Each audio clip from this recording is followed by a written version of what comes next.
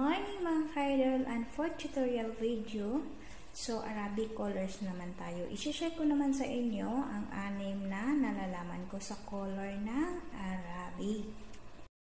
Let's go mga idol, at i-share ko naman sa inyo ang 6 na colors na nalalaman ko sa Arabic. So hindi lahat ng colors ay alam ko. Kung ano lang yung nalalaman ko, yun lang i-share ko sa inyo. Since nawala akong crayons, gagamitin ko na lang itong funjal. Yan, funjal yan. Yan, dito yan sila uminom ng gawa or coffee. So, itong nakikita niyo ang colors na yan ay may 6 na yan. May red, yellow, blue, white, black, and green. So, let's go! Start na tayo mga ka-idol.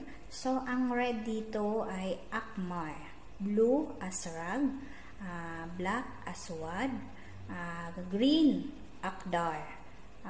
Yellow, asfar, white, abiyat.